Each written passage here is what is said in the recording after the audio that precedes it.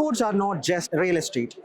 There are different stakeholders operating inside the airport with different agendas, different business, for example. But they have one goal in common, which is to move the cargo. It's very important to make sure that all the stakeholders, the truckers, the ground handling companies, the airlines, the airport itself, come together. They have a cohesion. It's very important to make sure that. Air Cargo Belgium is a central agency for all the stakeholders operating in BruCargo, which is the dedicated cargo zone for the Brussels airport. Hi all, thank you so much for joining. This is Libin Chacko Kurian from the Stadtrade Times. We are here in Air Cargo Europe and Transport Logistics Exhibition at Munich, Germany. Right now joining me is the director of Air Cargo Belgium, Freek. Thank you so much for joining us today. Thank you for having me. Great. Take us through what Air Cargo Belgium really does, because you deal with different kind of stakeholders. How you make sure that they all come together? It's a community, right? Make sure that there is a cohesion. Yeah, it's a community of 165 companies, all located at BruCargo, as you told us. So we do that in different ways. Basically, we do three things. We have events together. Some are just social events, networking. Some are more content-driven. We invite Google to talk about their vision for AI. And some are real projects, so to make sure that we have operational improvements. And how do we make sure everybody's aligned? We have two types of meetings. One where we bring all the airlines together, all the handlers, auto forwarders, auto truckers, that we call clusters. And then we have steering groups where we bring everybody together per team. HR and training, innovation. And there we identify the common good, the common challenges which we have. And then we say, okay, we're going to work on those challenges together. And there might be some topics where there's no agreement, and then we say, okay, that's not for us to work on. So we identify those, and there's always plenty of them to work on. Can you tell us some of the biggest challenges that you noticed, or some of them that you solved in the past, and some of them that you are dealing with right now? Yeah, I'll give you two examples. One dealing in the past. So we were the first to work with Nalian when it comes to everything about slot booking for trucks, so the landside management operations. There used to be congestion, there used to be long waiting times for the trucks, and we said, how can we solve this in a more digital way? So we created a slot booking system where people can go online and agenda say, I need to deliver or pick up certain goods at one of the handlers at Brussels Airport. I see next Tuesday at 2 o'clock, there's a slot available. I book a driver, I book a truck to it, I all link that, I link the freight to it, and then the handler perfectly knows next week, Tuesday, 2 o'clock, that driver is coming with that truck to pick up that, and they can prepare everything. So that's one of the things we did in the past, and now you see that Nalian is working with other airports in the world to also roll it out there. If you look at some of the current challenges, one of the things we're working on right now is Brussels is an important pharma hub, but we see there's a next wave of more personalized medicine, precision therapies we call them, which is coming, which means very small shipments but very personalized. And we don't think air freight at this moment is ready to handle those smaller shipments, not on a pallet level, but even smaller.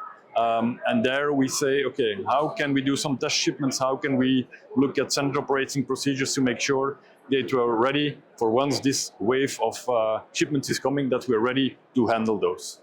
Okay, we heard about this announcement of the thing that you just mentioned from Pharma, for example. Can you take us a little more ahead, because Brussels Airport is very important in terms of pharmaceuticals. It is the hub for pharmaceuticals in Europe. So whatever you do at the airport means a lot for some of the shippers, for example, in the pharmaceutical side. What would be the end result?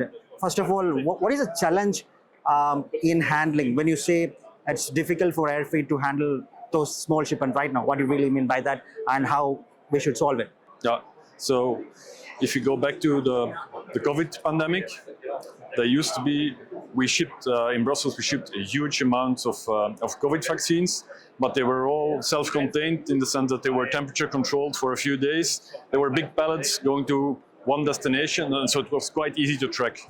Now the parcels become much smaller, sometimes it's just individual parcels, but our operations are not built for that. If you look at the huge warehouses all around the world, and you imagine one shoe-sized box which needs to go one specific destination, our handling processes are not built for that. So identifying how we should improve those handling processes. Should it be more dedicated? So, for example, in Brussels Airport, we have a specific animal care and inspection center. There used to be a time where each handler had their own animal care and inspection center, but they were not specialized enough because there was not enough volume.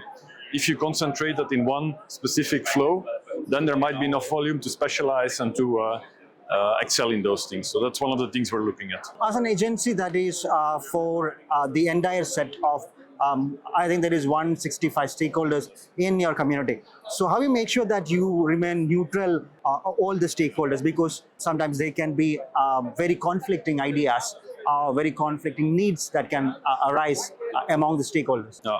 So that's why sometimes it happens, and if there's no agreement on how to go forward, we try to solve that. Sometimes it works, sometimes it doesn't work. But we see that by involving them in several projects, we see that in some of the projects, the handlers have a bit more benefit and the forwarders maybe a bit less. But in other projects, they're much more beneficial for forwarders. So making sure we have enough project coverage on different aspects, we see that the forwarders then say, okay, let's go ahead with this one, because in the other project, it will be more for us, the gain which we get operationally. I would also like to know a bit more about your interventions at the airport. For example, we spoke about pharmaceuticals. How about e-commerce? Because that's been a big disruption, particularly last year and now, till now. And their volumes they have big volumes. Their shipments are very small, for example. Yes. That's one thing. The other thing is about the regulations that comes with it. How you deal with that? Yeah. So we see a lot of pressure on the customs system. So we see a lot of e-commerce shipments coming in, also in Brussels, and the customs system can cope with that. So we feel some pressure from the regulatory environment, from the European Union, to make sure that we capture that better. So we feel a need and a pressure, and there's also regulation coming in which the European Commission and the Belgian Customs says we need to digitize all those processes. So that's what we see coming, and this is a challenge for the coming years to make sure that we take huge steps in that digitization to make sure that the e-commerce shipments which come in, that there's no undervaluation, that there's no that everything is according to regulation. So that's one of the challenges we're trying to cope with as well. There are various infrastructure developments also happening at the airport. So that is done by the airport, but how you make sure that that is in line with the demand that is maybe noticed by other stakeholders, for example? How are you involved in that conversation? So indeed, real estate is more the airport operator, but there's always the question, okay, we have our focus markets like pharma, like e-commerce. Do we need to build tailor-made or do we need to be flexible? That's what a role we can play to make sure that those market insights are there and to work together with the airport to make sure that they build fit for purpose. And of course, sustainability is an important aspect. So state-of-the-art sustainability is one of the questions we get from our stakeholders. Of course, sustainability is very important. Thanks for touching that. Give me an idea about how you make sure that the Brussels airport as such and the stakeholders themselves be more sustainable moving forward, because you have the power to formulate the procedures, for example. Yeah. So how you include some of these sustainability measures when you develop some of these procedures? Yeah. So we have one person which is dedicated to only working on sustainability. She's our green, let's say, conscience. One of the things we did, TIACA has a blue sky self-assessment or blue sky assessment, and we said, normally it's for individual companies, and we said, let's partner with TIACA to make sure we have a community assessment. So there were several of our members who did the assessment at the same time. They get their individual feedback of what they can do better, but we also get a community feedback on how we can improve as a community, because that's where our added value is.